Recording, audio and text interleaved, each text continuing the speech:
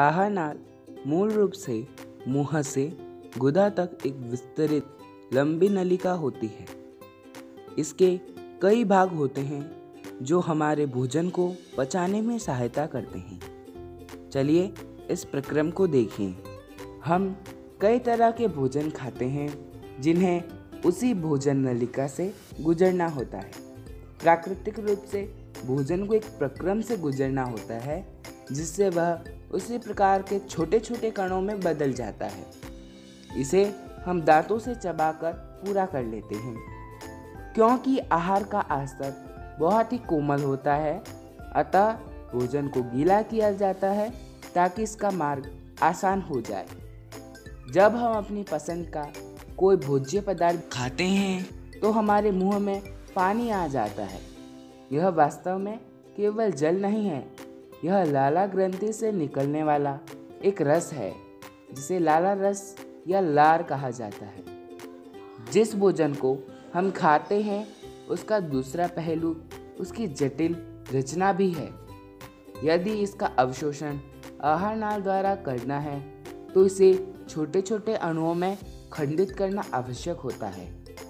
यह काम जैव उत्प्रेरक द्वारा किया जाता है जिन्हें हम एंजाइम्स कहते हैं। लार में भी एक एंजाइम होता है जिसे लार एमिलेस कहा जाता है। यह मंद जटिल अणु को सरल शर्करा में खंडित कर देता है। भोजन को चबाने के दौरान पेशीय जिह्वा भोजन को लार के साथ पूरी तरह मिला देती है। आहार नाल के हर भाग में भोजन की नियमित रूप से गति उसके सही ढंग से प्रक्रमित होने के लिए आवश्यक है। यह क्रमाकुंचक गति पूरी भोजन नली में होती है। मुंह से आमाशय तक भोजन ग्रसिका या इसोफेगस द्वारा ले जाया जाता है। आमाशय एक वृहत अंग है जो भोजन के आने पर फैल जाता है। आमाशय की पेशीय भित्ति भोजन को अन्य पाचक रसों के साथ मिश्रित करने में सहायता करती है। हमने अब तक भोजन के आमाशय में परिवहन की चर्चा की थी। अब हम आमाशय में भोजन के पाचन की चर्चा करते हैं। आमाशय में पाचन का कार्य आमाशय की पेशीय भित्ति में उपस्थित जठर ग्रंथियों के द्वारा संपन्न होता है। ये ग्रंथियां हाइड्रोक्लोरिक अम्ल का एक प्रोटीन पाचक एंजाइम जिसे पेप्सिन कहा जाता है उसका तथा श्लेष्मा का स्रावन करती हैं। हाइड्रोक्लोरिक अम्ल एक अम्लीय माध्यम तैयार करता है जो पेप्सिन एंजाइम की क्रिया में सहायक होता है।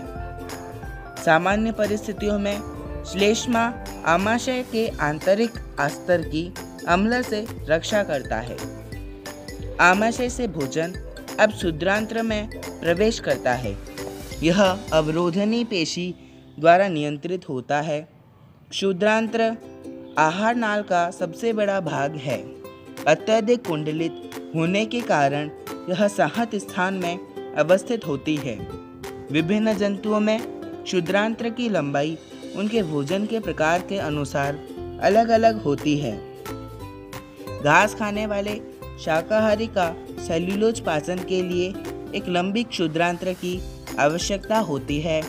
मांस का पाचन सरलता से हो जाता है, अतः बाघ जैसे मांसाहारी की क्षुद्रांत्र छोटी होती है। क्षुद्रांत्र कार्बोहाइड्रेट, प्रोटीन तथा वसा के पूर्ण पाचन का स्थल है। इस कार्य के लिए यह यकृत तथा अग्नाशय से स्रावन प्राप्त करती है। आमाशय से आने वाला भोजन अम्लीय है और अग्नाशयिक एंजाइम की क्रिया के लिए उसे क्षारीय बनाया जाता है।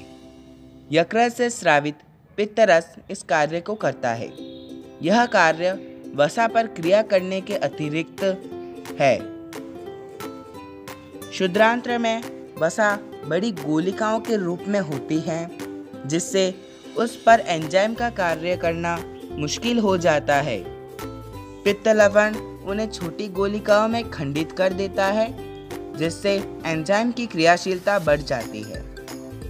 यह साबुन का मेल पर इमल्सीकरण की तरह ही है अग्नाशय अग्नाशयिक रस का स्रावन करता है, जिसमें प्रोटीन के पाचन के लिए ट्रिप्सिन एंजाइम होता है तथा इमल्सीकृत वसा का पाचन करने के लिए लाइपेज एंजाइम होता है।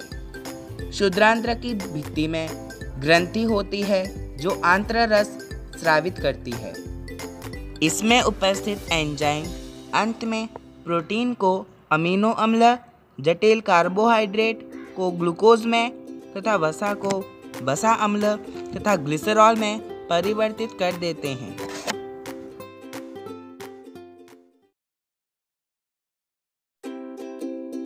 पाचित भोजन को आंत्र की भित्ति अवशोषित कर लेती है। क्षुद्रांत्र के आंतरिक अस्तर पर अनेक अंगुली जैसे प्रवर्ध होते हैं जिन्हें दीर्घरोम कहा जाता है। ये अवशोषण का सतही क्षेत्रफल बढ़ा देते हैं। दीर्घरोम में रुधिर वाहिकाओं की बहुतायत होती है जो भोजन को अवशोषित करके शरीर की प्रत्येक कोशिका तक पहुंचाते हैं। यहाँ इसका उपयोग ऊर्जा प्राप्त करने, नए ऊतकों के निर्माण और पुराने ऊतकों की मरम्मत में होता है। बिना पचा हुआ भोजन बृहदांत्र में भेज दिया जाता है, जहाँ दीर्घरोम इस पदार्थ में से जल का अवशोषण कर लेते हैं। अन्य पदार्थ गुदा द्वारा शरीर के बाहर कर दिया जाता है। इस वर्ज्य पदार्थ का बहिक्षेपण गुदा अवरोधिनी द्वारा नियंत्रित किया जाता है।